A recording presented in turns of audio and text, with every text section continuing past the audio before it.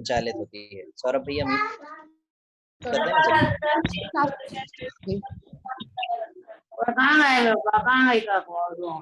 सौरभ भैया म्यूट। हाँ हेलो।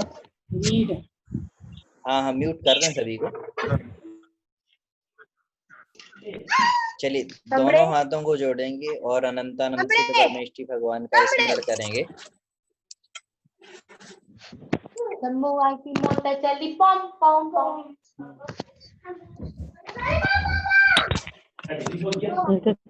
ठीक है चल रही है जय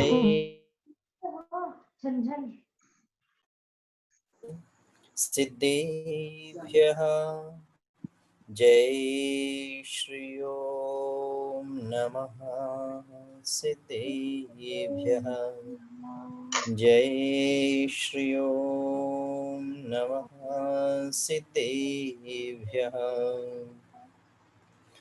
इडमो अरिहन्ताणं इडमो सिद्धाणं इडमो आयरियाणं इडमो अज्झायाणं इडमो लोईशवसाहूणम्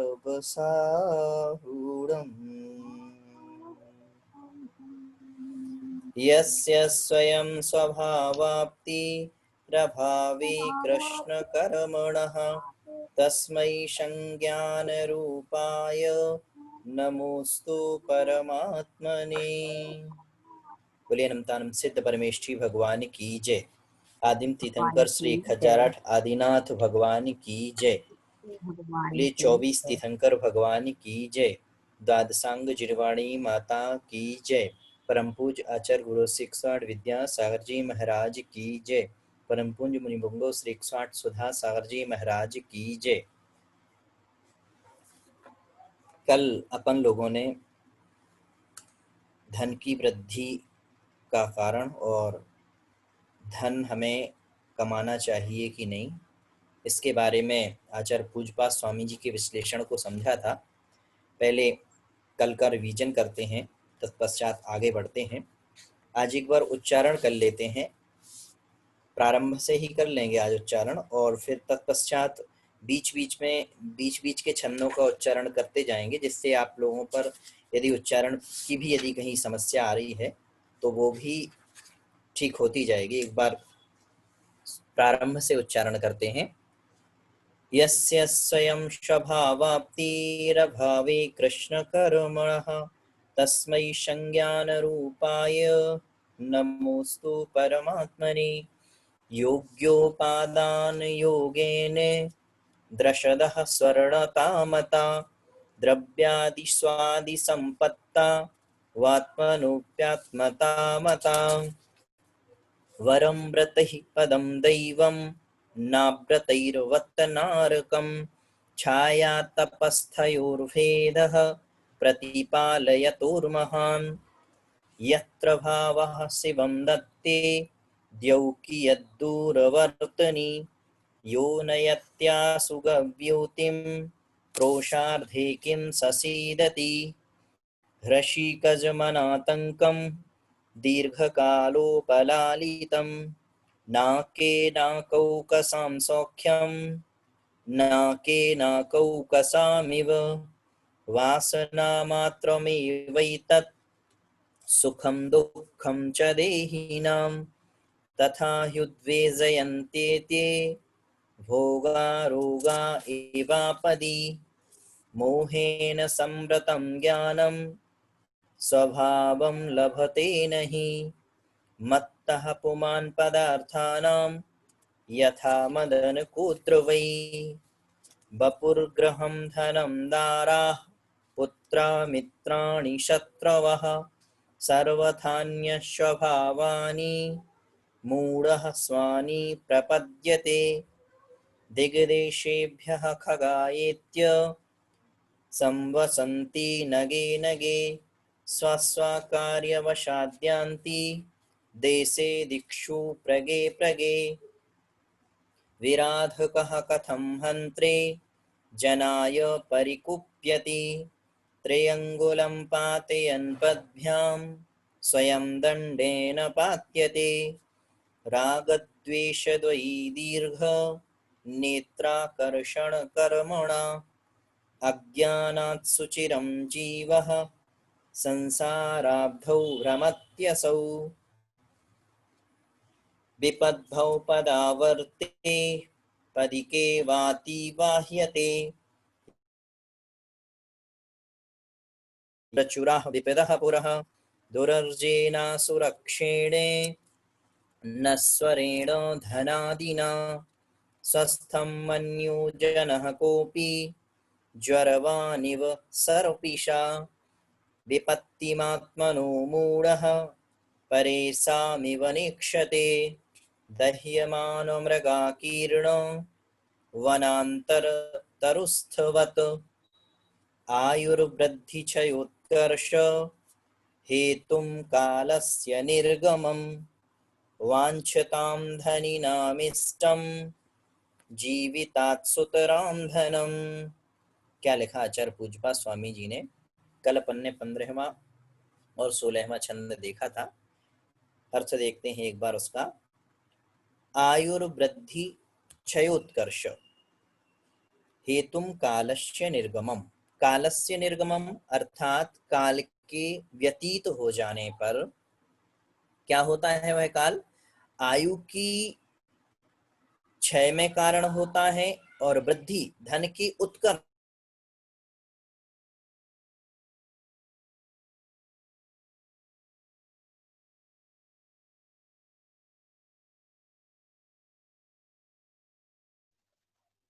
आवाज नहीं आ रही है जी।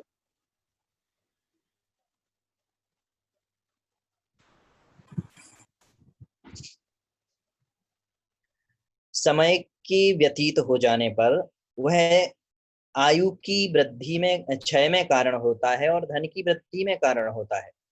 इसीलिए वांछताम धनी नाम अर्थात धन चाहने वाले जो पुरुष हैं उनको जीवितात सुतराम अपने जीवन से भी अधिक किससे प्रेम होता है? धनम इष्टम, धन से प्रेम होता है, धन इष्ट होता है। दूसरा श्लोक है, आचार्य पूज्यपाद स्वामी जी ने क्या लिखा? त्यागाय श्रेयसे वित्त मवित्तः संचिनोति यः स्वशरीरं सपंकेन स्नास्यामीति विलंपति। क्या लिखा कि ऐसे धन से क्या लाभ जो ये सोच करके कमाया जाए कि मैं तो दान करने के लिए धन कमा रहा हूं। क्या लिखा? या अवित्तः, जो निर्धन पुरुष, अवित्तः यानी वित्त से, स्वशरीरम पंकेन विलिंपति, अपने शरीर को कीचड़ से लिप्त करता है। स्पष्ट हो गया होगा सभी को। आगे की छंद की तरफ बढ़ते हैं। यदि आपको अभी तक कुछ नहीं समझ में आया हो, शंका हो, तो लास्ट के 10 मिनट में आप पूछ सकते हैं। बढ़ते हैं आगे की तरफ। एक एक शब्द का उच्चारण करेंगे सभी लोग। सौरभ भैया तक यदि आवाज पहुंच रही हो तो स्क्रीन शेयर कर दें।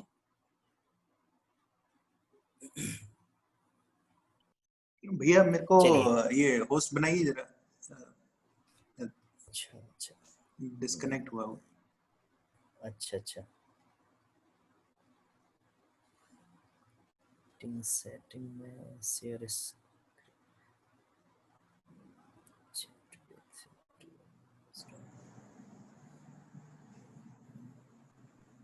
मेरे नाम पे आप क्लिक करेंगे ना तो उधर मोर का ऑप्शन आएगा, उधर से।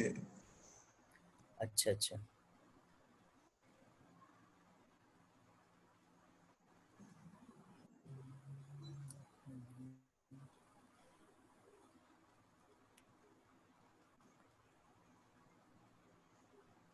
जी लीजिए, मैंने बना दिया आपको। चलिए उच्चारण करेंगे सभी लोग। आरंभे तापकान। तापकान। आपको माइक अपना म्यूट रखना है। प्राप्ता प्राप्ता वतृप्ति वतृप्ति वतृप्ति वतृप्ति प्रतिपादकान प्रतिपादकान प्रतिपादकान अन्ते अन्ते अन्ते सुदुस्त्यजान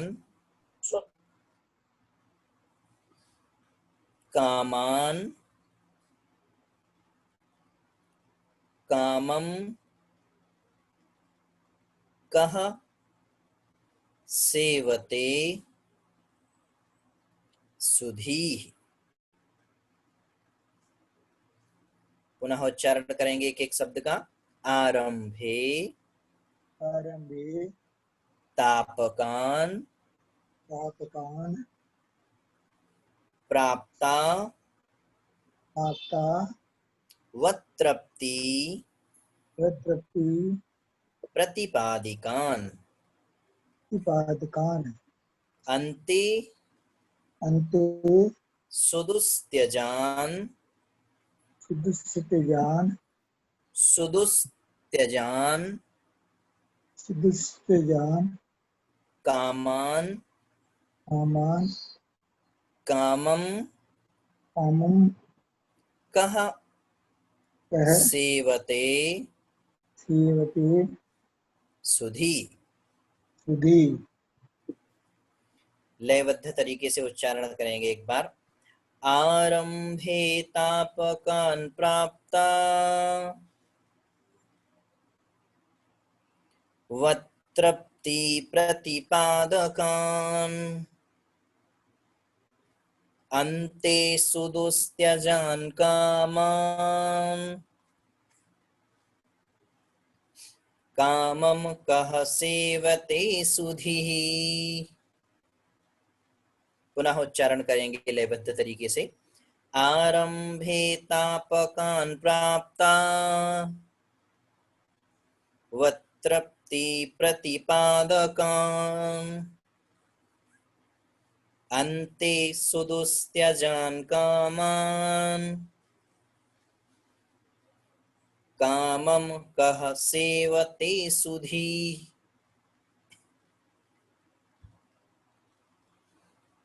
उच्चारण बन जाएगा। बहुत सरल श्लोक है, आचार्य पूज्यपाद स्वामी जी ने लिखा है। जो यहाँ पर शिष्य प्रश्न करता है कि महाराज आपने कह दिया कि धन मत कमाओ, ऐसे धन से क्या फायदा जो दान करने के लिए कमाया जाए।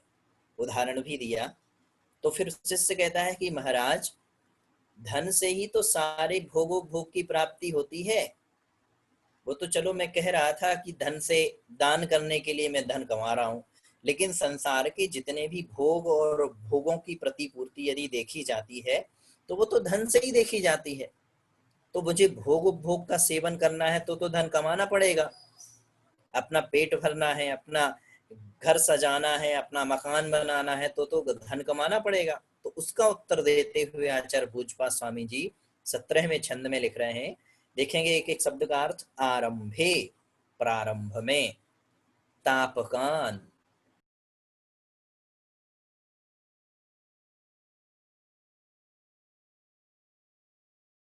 तापकान मतलब अच्छे लगने वाले, संताप देने वाले। प्राप्तौ अतृप्ति, प्राप्तौ अर्थात प्राप्त होने पर, जब हमें वह प्राप्त हो जाते हैं तो क्या लिखा? अतृप्ति प्रतिपादकान। अतृप्ति, तृप्ति मतलब होता है संतुष्टि, और अतृप्ति मतलब संतोष नहीं। संतोष नहीं तो फिर क्या? तृष्णा। तो यहाँ पर अतृप्ति का अर्थ निकलेगा तृष्णा को प्रतिपादकान, प्रतिपादित करने वाले, अर्थात तृष्णा को हमारी बढ़ाने वाले, ऊंचाइयां प्रदान करने वाले। अंते, अंत में सुदुस्त्यजान जो शब्द है उसमें जो आधा सा है उसका विसर्ग हो जाएगा तो निकलेगा सुदुह त्यजान। सुदुह मतलब हो गया बड़ी ही, अर्थात कठिनता से, त्यजान छूटने वाले, अंत में बड़ी ही कठिनता से छूटने वाले, कामान जो विषय भोग हैं, ऐसे विषय भोगों को कामम रुचि पूर्वक कहा सेवते सुधी, कौन सेवन करता है? सुधी यानी बुद्धिमान, सुधी से तात्पर्य है बुद्धिमान। कहा मतलब कौन, सेवते मतलब सेवन करता है, कामम यानी रुचि पूर्वक, कामान मतलब विषय भोगों का। पुनः अर्थ देखेंगे एक एक शब्द का। आरंभे प्रारंभ में, तापकान संताप देने वाले, रुचिकर लगने वाले, अच्छे लगने वाले, प्राप्त हो जाने पर अतृप्ति प्रतिपादकान। अतृप्ति, तृप्ति मतलब तृप्त हो जाना, और अतृप्ति मतलब यहाँ पर तृष्णा अर्थ लिया गया है। तृप्त नहीं होना मतलब तृष्णा को, प्रतिपादकान प्रतिपादित करने वाले, बढ़ाने वाले, ऊंचाइयां देने वाले, अंते अंत में, सुदुह त्यजान बड़ी ही कठिनाई से, त्यजान छूटने वाले, कामान विषय भोगों को, कामम रुचि पूर्वक, कहा सुधि सेवते कौन बुद्धिमान सेवन करता होगा, अर्थात जो बुद्धिमान पुरुष होगा, जो धीमान पुरुष होगा, जो मोक्ष मार्गी होगा, वो कभी भी इन विषय भोगों को पुष्ट करने वाला नहीं होगा। अन्वयार्थ देखेंगे, सीधा सीधा सा है, जैसा शब्दार्थ है वैसा ही अन्वयार्थ है कि आरंभे, प्रारंभ में, तापकान संताप देने वाले, अच्छे लगने वाले। यहाँ पर आचार्य पूज्यपाद स्वामी जी ये समझा रहे हैं कि जब तक हमें विषय भोग प्राप्त नहीं होते और जब हमें वह प्राप्त होने की लालसा होती है, तब वह लालसा में हमें सारे विषय भोग अच्छे लगते हैं। जैसे उदाहरण के तौर पर यदि मान लो आज हमारे पास 4 व्हीलर नहीं है, तो 4 व्हीलर हमें कैसी लगती है, अच्छी लगती है कि 4 व्हीलर हो जाए तो हम थोड़ा सा अपना रुतबा, थोड़ा सा जलवा और इधर उधर जाने आने का जो कठिन मतलब मन में क्लेश उत्पन्न रहता है वो भी कम हो जाएगा। तो उसके लिए हमारी लालसा बढ़ती है और प्रारंभ में तो वो अच्छी लगती है। 4 व्हीलर आ गई मान लो हमारे पास, संताप दे रही है, लेकिन जब मान लो एक यदि मिडिल क्लास फैमिली है और 4 व्हीलर आ गई, तो 4 व्हीलर का खर्च कितना होता है, कितने साल का, साल भर का कितना वो इंश्योरेंस होता है, साल भर का कितना मेंटेनेंस होता है। तो क्या कहा, प्राप्त तृप्ति प्रतिपादिका, प्राप्त हो जाता है। तो यदि मिडिल क्लास फैमिली है तो बुरा लगता है, और अच्छी है, रिच फैमिली है और बहुत पैसे कमाने वाली है तो अतृप्ति प्रतिपादिकान, वह हमारी तृष्णा को बढ़ाने वाली होती है। आज तो हमने मान लो अल्टो खरीदी है, i10 खरीदी है, कुछ भी जो भी 4 व्हीलर हमारे मन में हमने वो खरीदी, लेकिन यदि हमारे पास पैसा बहुत बढ़ जाता है, बहुत ज्यादा हो जाता है, तो फिर इन सबको छोड़ करके हमारी नजर किस पर जाती है, BMW पर जाती है कि अब तो वो होनी चाहिए। तृष्णा को बढ़ा देने वाली है। विषय भोग ऐसे हैं कि आप एक की प्रतिपूर्ति करोगे तो दूसरा सम्मुख उपस्थित हो जाता है, दूसरा प्रतिपूर्ति करोगे तो तीसरा सम्मुख उपस्थित हो जाता है, लेकिन उसकी पूर्ति कभी नहीं होती। तृष्णा को बढ़ा देने वाली और अंत में सुदुह त्यजान, बड़ी ही कठिनाई से छूटने योग्य, ऐसे जो कामान विषय भोग हैं, सुधी यानी जो बुद्धिमान पुरुष होता है, कामम कह सेवते, अर्थात कौन बुद्धिमान पुरुष इसे रुचि पूर्वक सेवन करेगा, अर्थात कोई भी श्रेष्ठ पुरुष, मोक्ष मार्गी पुरुष जिनका लक्ष्य है मोक्ष जाना, वह कभी भी रुचि पूर्वक सेवन नहीं करते हैं। पहले तो विषय भोगों की बात करते हैं कि विषय भोगों में आज यदि हम संसार में पड़ जाते हैं तो क्या कहलाते हैं, बहिरात्मा कहलाते हैं। अच्छा, पंडित दौलत राम जी ने 3 भेद किए हैं बहिर्जीव के, बहिरात्मा, अंतरात्मा और परमात्मा। तो उसको बहिरात्मा की कोटि में रखा है कि जो दिन रात ये सोचता है, विचार करता है कि कैसे धन कमाया जाए, कैसे घर की जो हमारी बहुत दिनों से इच्छा है वो पूरी हो जाए, जैसे कैसे घर में उन सारी सामग्री जो हमें सुख प्रदान करने वाली हैं वो आ जाए, और दिन रात उसी में लगा रहता है, इन विषय भोगों में ही दिन रात उसी को कमाना, उसी के बारे में सोचना, कैसे मेंटेन करना है अपने घर को, कैसे मेंटेन करना है अपने पैसे को, कैसे मेंटेन करना है अपने व्यापार को, ऑफिस को, इत्यादि बातों में जो लगा रहता है। ऐसा विषय भोगी यह भूल जाता है कि यह जो समय रूपी घड़ी है यह भी टिक टिक टिक टिक करके आगे बढ़ती जा रही है, किस दिन बंद हो जाएगी हमें पता है क्या। मान लो हमारे घर में एक घड़ी लगी है, किस दिन वह घड़ी चलते चलते बंद हो जाए, सेल खत्म हो जाए, पता थोड़ी रहता है क्या, नहीं पता रहता। जिस दिन बंद हो जाती है तो हम घड़ी में से पुराना सेल जो रहता है उसको निकाल करके फेंक देते हैं, नया सेल डाल देते हैं।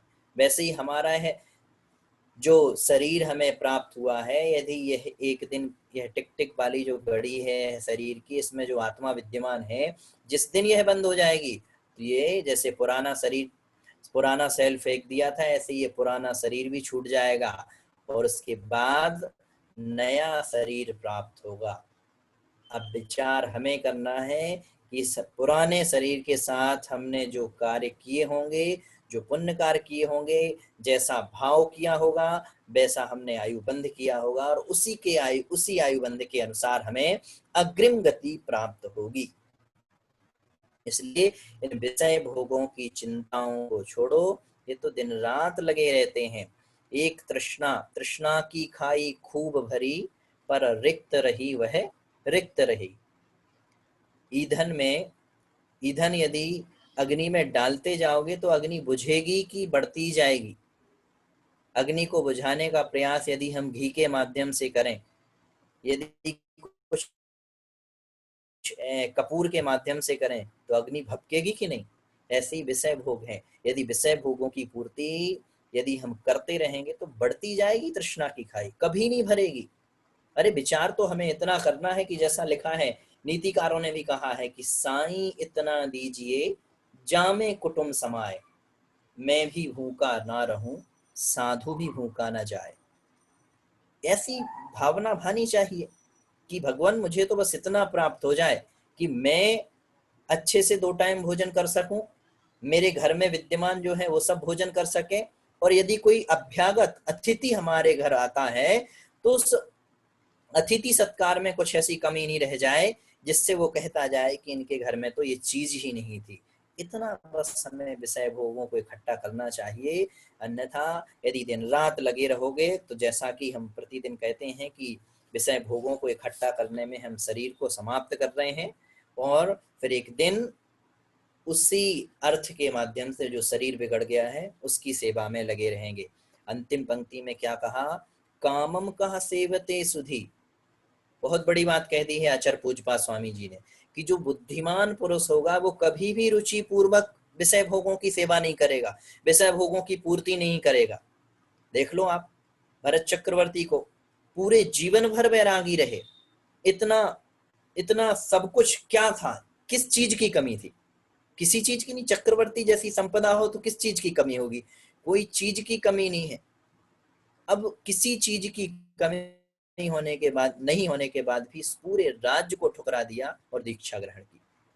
क्या पढ़ते हैं अपन पंक्ति में वैराग भावना की, जो संसार विषय सुख होता तीर्थंकर क्यों त्यागे। यदि इस संसार में सुख प्राप्त होता, यदि इस संसार में रह करके बहुत कुछ प्राप्त होता, तो तीर्थंकर जैसे जो महापुरुष हुए हैं वह क्यों छोड़ करके जाते हैं संसार। विचार करें एक बार शांतिनाथ, कुंथनाथ और अरनाथ भगवान के बारे में, किस चीज की कमी थी। चक्रवर्ती थे, तीर्थंकर बनने वाले थे, कामदेव थे, कामदेव थे तो बहुत सुंदर शरीर वैसे ही होगा, चक्रवर्ती जैसी संपदा थी तो वैसे ही मनुष्यों में श्रेष्ठ चक्रवर्ती होता है जो 6 खंडों का अधिपति होता है। किस विषय भोग की कमी थी, संसार में ऐसी कौन सी वस्तु थी जो उनके पास नहीं थी। लेकिन संसार में सुख नहीं था, वास्तविक सुख प्राप्त करने के लिए उन्होंने संसार को ऐसे ही ठुकरा दिया। वज्रदंत चक्रवर्ती का सभी लोगों ने उदाहरण सुना होगा, फिर भी मैं शॉर्ट रूप में बतलाना चाहता हूं कि ऐसे बुद्धिमान पुरुष होते हैं कि वज्रदंत चक्रवर्ती को देखिए, जिसको एक माली ने एक कमल ला करके दिया, और जैसे ही वह कमल वह देखा वज्रदंत चक्रवर्ती ने कि उस कमल के अंदर भौरा मरा हुआ पड़ा हुआ है, उस भौरे को देख करके उन्हें अपना बैराग उमड़ आता है और तुरंत राजपाट छोड़ करके जाने लगते हैं। ये तो फिर भी ठीक है। अब देखिए जब वह राजपाट छोड़ करके जा रहे थे तो उनके 1000 पुत्र थे, 1000 पुत्रों को जब वह राज्य देने के लिए आतुर हुए तो 1000 के 1000 पुत्रों ने मना कर दिया कि मुझे राज्य नहीं चाहिए। जब इस राज्य में सुख शांति नहीं है तो आप जहां जा रहे हो मैं भी उसी मार्ग पर जाऊंगा। बहुत समझाया वज्रदंत चक्रवर्ती ने कि अभी तुम बहुत छोटे हो, तुम्हें राजपाट का सेवन करना चाहिए, बाद में जब तुम्हें बैराग होगा, उम्र होगी। बोले बैराग की कोई उम्र नहीं होती, आप तो एक सामान्य पुरुष, सामान्य राजा के पुरुष होकर के उस वैराग्य के रास्ते पर जा रहे हो। उन वज्रतंत्र चक्रवर्ती के पुत्र बोलते हैं कि आप सामान्य राजा के पुरुष होकर के वैराग्य के मार्ग पर बढ़ रहे हो। मैं तो चक्रवर्ती का पुत्र हूँ, मुझे कौन कहेगा कि तुम वैराग्य के मार्ग पर नहीं जाओ, मैं भी आपके साथ चलूंगा। तब वह अपने प्रपौत्र को, जो नाती होता है उसको, जो गर्भ में होता है उसको तिलक करके जाते हैं और वैराग्य के रास्ते पर बढ़ जाते हैं। विचार करना चाहिए। और इस संसार में ऐसी स्थिति है कि यदि हमें वैराग्य की निमित्त प्रकट होते हैं तो हम उसकी प्रतिपूर्ति करने में लग जाते हैं। बाल सफेद हो गए तो बाल कलर करवा लेते हैं, दांत टूट गए तो दांत दूसरे लगवा लेते हैं, और भी पता नहीं क्या क्या उपाय किए जाते हैं। ये सब वैराग्य के निमित्त होने के बाद भी हमें नहीं समझ में आता। तो देखें संसार में हमारी फिर क्या स्थिति होगी। अग्रिम छंद की तरफ बढ़ते हैं। क्या लिखा आचार्य पूज्यपाद स्वामी जी ने, एक एक शब्द का उच्चारण करेंगे। भवंती, भवंती, प्राप्य यत्संग, मसुचीनी, मां शब्द बाद में आएगा, मसुचीनी, सुचीन्यपि, सुचीन्यपि,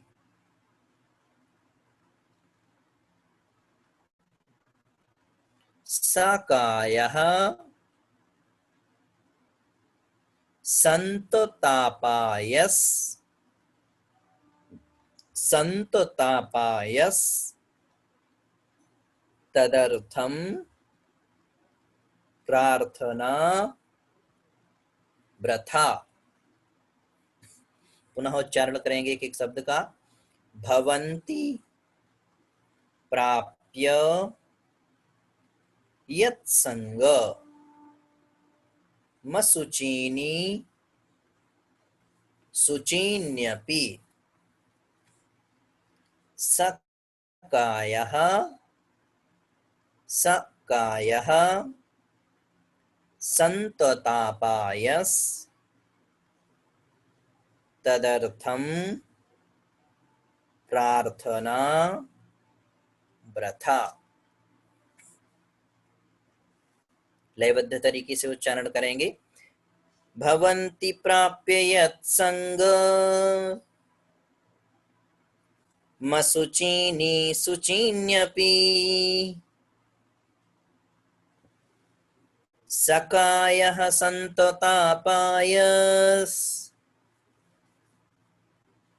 तदर्थम प्रार्थना व्रथा। पुनः उच्चारण करेंगे लयबद्ध तरीके से। भवन्ति प्राप्य यत्संग, मसुचीनी, सुचीन्यपि, सकायः, संततापायस,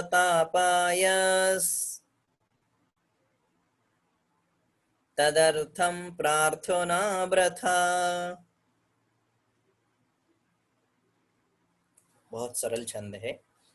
आचार्य पूज्यपाद स्वामी जी से जब शिष्य ने प्रश्न किया कि महाराज ठीक है, भोगोपभोग की प्रतिपूर्ति के लिए धन को कमाना आप कह रहे हैं कि ठीक है, नहीं है, जरूरत नहीं है, लेकिन यह जो शरीर है वह तो भोगोपभोग की मांग करता है, उसे तो प्रति समय भोगोपभोग चाहिए, और उस शरीर की प्रतिपूर्ति करने के लिए, उस शरीर को पुष्ट करने के लिए, शरीर को अच्छा बनाने के लिए तो हमें धन कमाना पड़ेगा।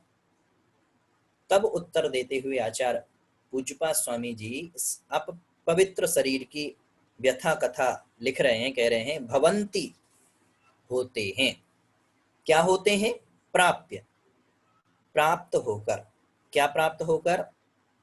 यत्संगम, यत्संगम असुचीनी, ऐसा निकलेगा।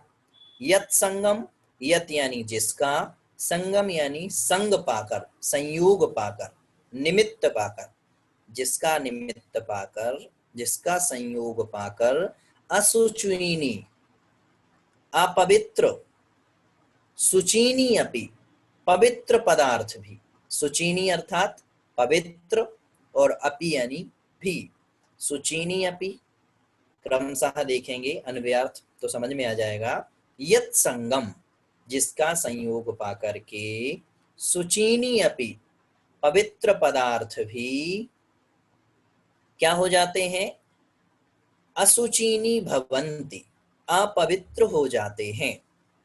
कैसा निकलेगा, यत् संगम प्राप्य, जिसका निमित्त पा करके, सुचीनी अपि, पवित्र पदार्थ भी, असुचीनी भवन्ति, अपवित्र हो जाते हैं। सकायः, सका है अर्थात ऐसे उस शरीर की, संततापायः, जो संततः हमेशा से, तापायः ताप देने वाला है, अर्थात क्या, हमेशा से जो मांग करने वाला है कि क्षुधा, भूख लगाई, अब मुझे भोजन करना चाहिए, पिपासा, प्यास लगाई, अब मुझे पानी पीना चाहिए, ऐसे क्षुधादि दुखों का जो कारण है, संत तापाया, हमेशा जो संततः, संत तापाया, संत यानी हमेशा से जो तापाया है, ताप देने वाला है, ऐसे तदर्थम तापायः, सा का विसर्ग हो जाएगा, तदर्थम ऐसे उस शरीर के लिए प्रार्थना वृथा, भोगों की कामना करना या कुछ मांग करना या उसके लिए धन इकट्ठा करना वृथा, व्यर्थ है। पुनः देखेंगे, यत् संगम प्राप्य, जिसका संयोग पा करके, सुचीनी अपि, पवित्र पदार्थ भी, असुचीनी भवन्ति, अपवित्र हो जाते हैं। सकायः, ऐसे उस शरीर के लिए जो संततापायः, हमेशा क्षुधादि दुखों का कारण है या हमेशा विनाशिक है, शरीर क्या है, विनाशिक ही है। तदर्थम, ऐसे उस शरीर के लिए, ऐसे उस पवित्र, उस शरीर को पवित्र करने के लिए प्रार्थना वृथा, कोई भी कामना करना या भोगों को इकट्ठा करना, धन को इकट्ठा करना वृथा, सब कुछ व्यर्थ है। समझ में आ गया होगा।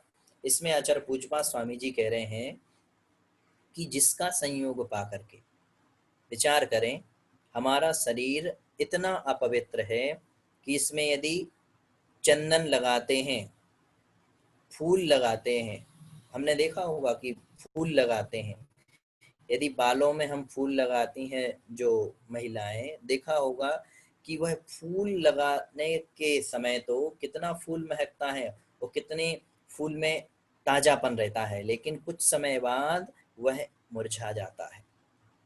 शरीर का संयोग पा करके, चाहे चंदन लगाओ, चाहे इसमें फूल लगाओ, चाहे इसको, इसका दूध से पुष्ट करो, चाहे वस्त्र आदि से पुष्ट करो। वस्त्र का ही देख लें, यदि जो हम शरीर में वस्त्र पहनते हैं वो कुछ समय बाद मैले हो जाते हैं कि नहीं। वस्त्र कैसे मैले हुए, शरीर का संयोग पा करके, शरीर का निमित्त पा करके।